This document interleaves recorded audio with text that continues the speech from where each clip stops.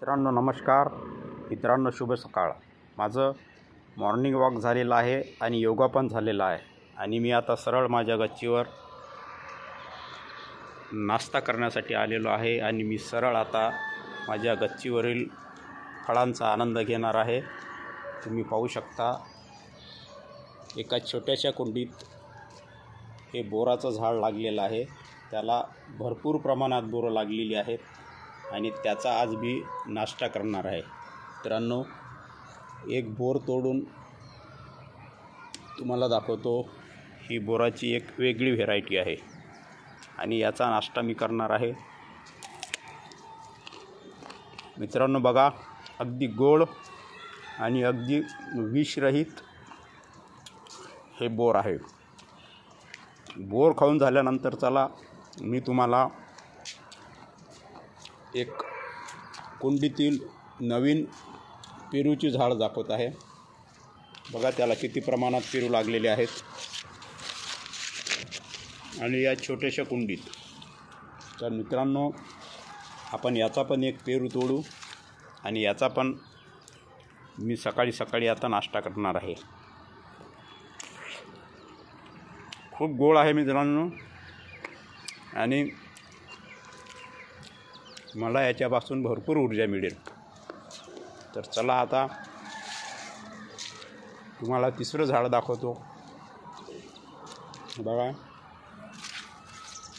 हे अंजिराचं झाड आहे. याला अंजीर पण पिकलेले आहे. आपण एक अंजीर तोडून याचा पण आपल्या नाश्त्यात उपयोग करू शकतो. हे बघा पिकलेला अंजीर, याचा पण नाश्ता मी आता करणार आहे. बघा अगदी गोड आहे, विषमुक्त, जहरमुक्त.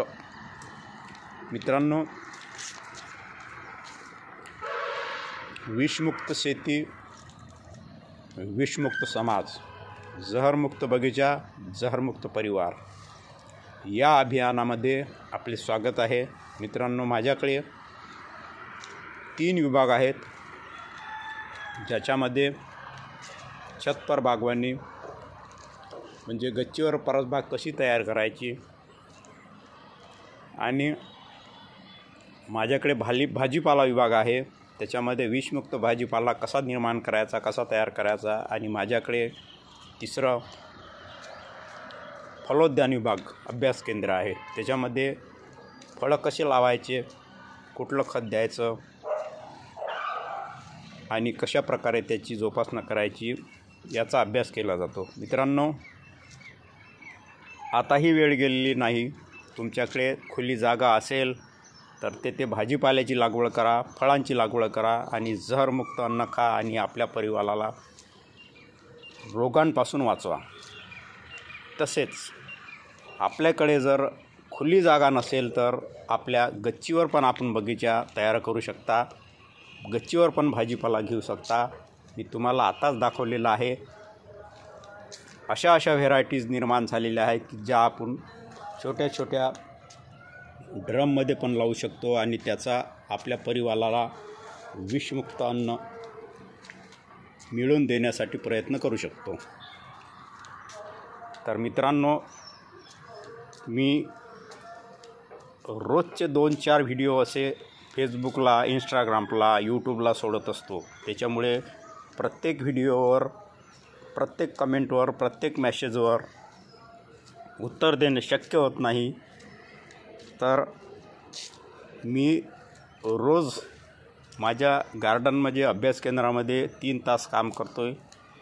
सकाळी मॉर्निंग वॉक, योगा आणि विषमुक्त फळे खाल्ल्यानंतर मी सरळ 3 तास माझ्या गार्डनमध्ये काम करण्यासाठी जातो आणि तिथं विषमुक्त अन्न कसं निर्माण करायचं याचं कार्य करतो.